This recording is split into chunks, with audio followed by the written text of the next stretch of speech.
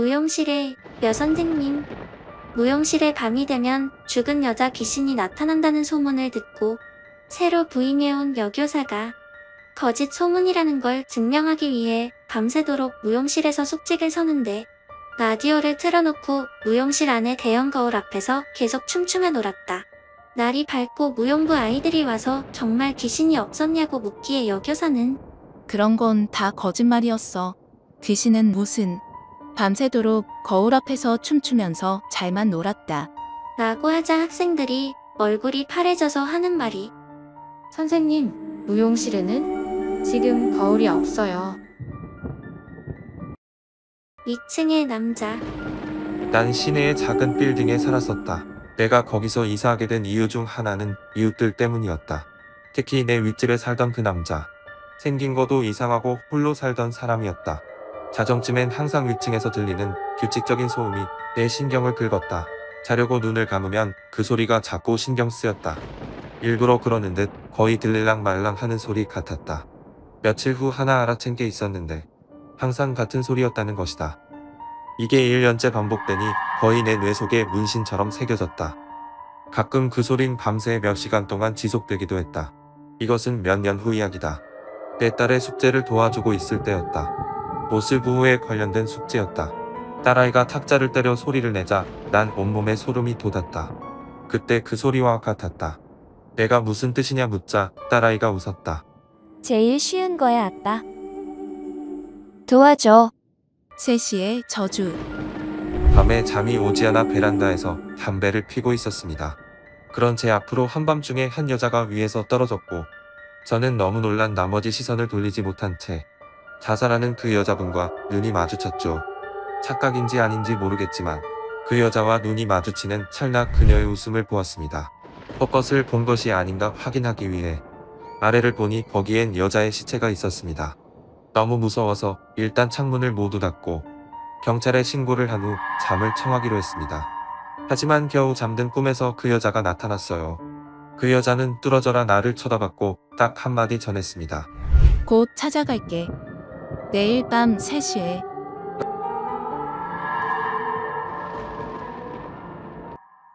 세시의 저주.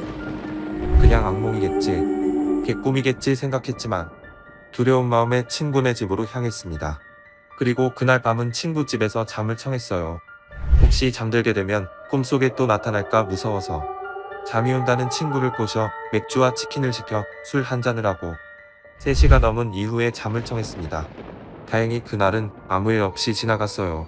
그리고 이제 아무 일도 없겠지 싶어서 집으로 다시 향했습니다.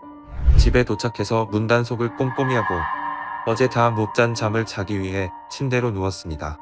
근데 뭔가 섬뜩한 기분에 주위를 둘러보니 집에 있는 모든 시계가 3시로 멈춰 있더군요.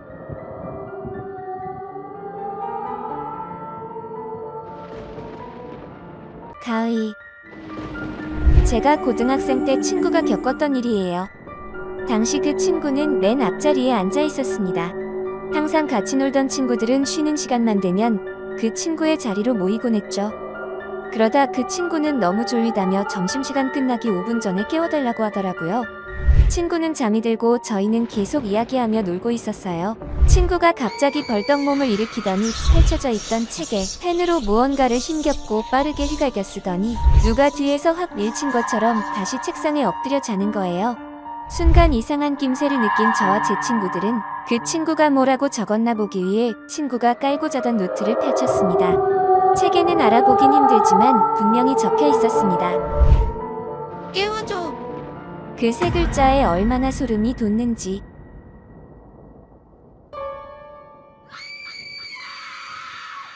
가의.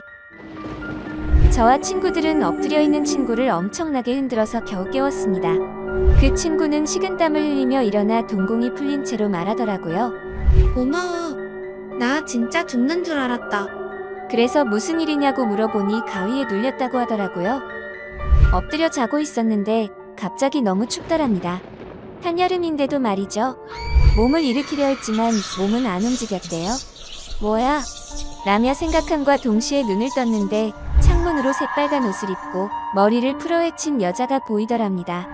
그 여자는 처음엔 얼굴에 눈, 코, 입이 없었는데 친구가 계속 보고 있으니 갑자기 눈, 코, 입이 서서히 생기더래요. 그러더니 친구를 보며 씩 웃더랍니다. 빠르게 친구에게 다가오더니 엎드려 있는 친구의 귀에 대고 일어나고 싶어? 라며 막 웃더래요. 가의. 이어 그 귀신은 열린 창문을 가리키며 저 창문으로 나랑 같이 가면 일어나게 해줄게. 라며 또 기분 나쁜 웃음소리를 내더랍니다. 그 순간 친구는 이러다 죽겠다 싶어 온 힘을 다해 일어나 깨워줘라는 글씨를 적었고 그때 등 위에 올라타고 있던 귀신이 등을 다시 밀쳐 엎어졌다고 하더라고요. 그 뒤 저희가 깨우니 웃음소리가 서서히 없어지며 몸이 움직이더랍니다. 다행이에요. 저희 교실은 5층에 있었거든요.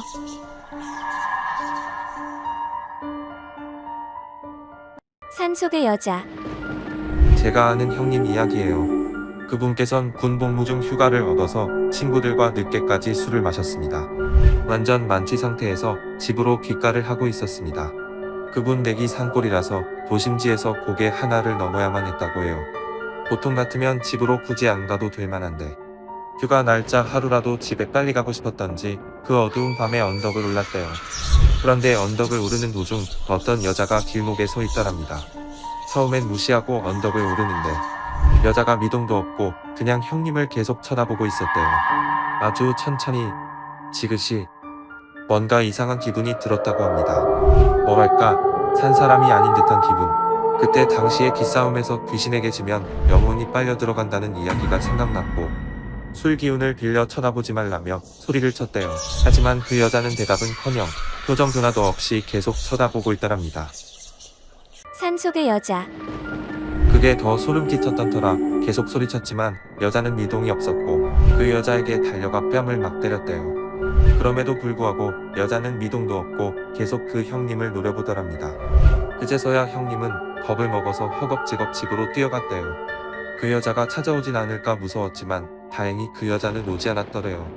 다음날 그 언덕을 가기는 싫었지만 아까운 휴가 기간이라 다시 언덕을 넘어 시내로 놀러가기 위해 향했습니다. 다행히 그 여자는 보이지 않았고 경찰차가 가득하더래요. 혹시나 무슨 일인지 궁금했던 형님은 경찰에게 물어봤대요. 아, 어제 여자 한 분이 여기 나무 꼬묵에 목을 매서 자살을 했어요. 근데 얼굴에 상해 자국이 있는데 이 자국이 사후에 생긴 거라 자살과 관련이 있나 살펴보고 있습니다.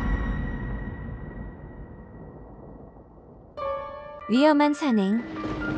한 연인이 자신들의 친구들과 함께 산으로 놀러 갔다. 그런데 갑자기 비가 매우 많이 왔다. 하지만 그들은 별장에서 지낼 생각으로 대수롭지 않게 여겼다. 비는 더 거세게 내렸다. 그런데 여자친구가 산을 올라가다 넘어져서 심하게 다쳐버렸다.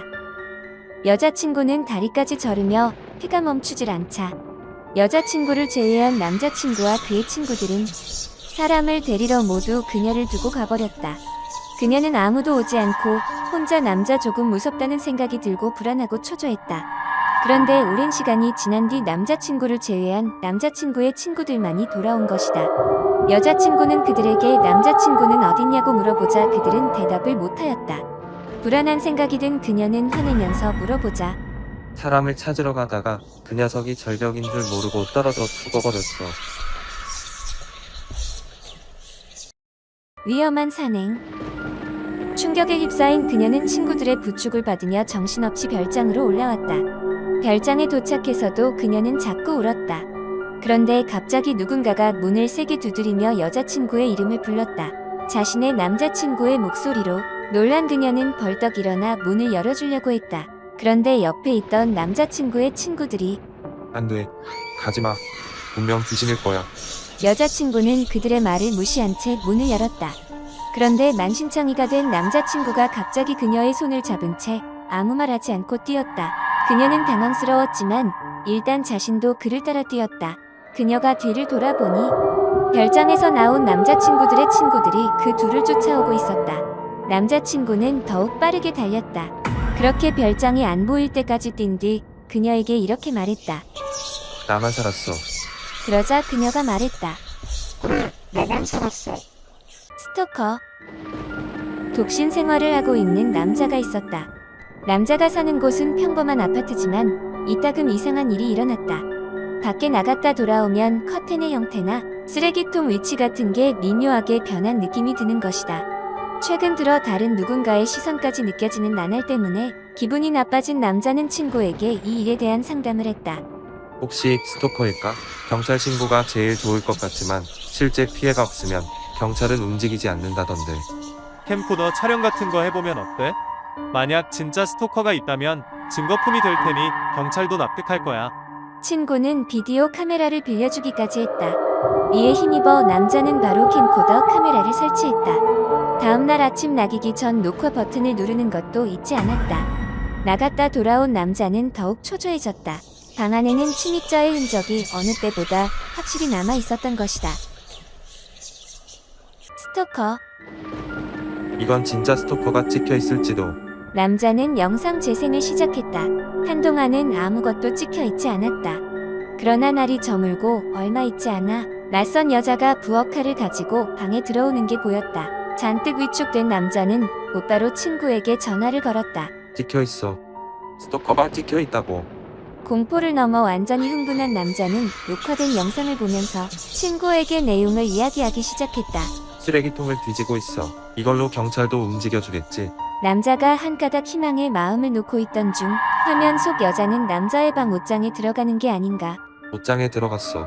게다가 좀처럼 나오질 않아. 남자가 친구에게 그런 식으로 말하는 중 또 다른 누군가가 방에 들어오는 게 보였다. 그리고 영상 속 남자는 점차 가까워지더니 이내 영상이 멈췄다.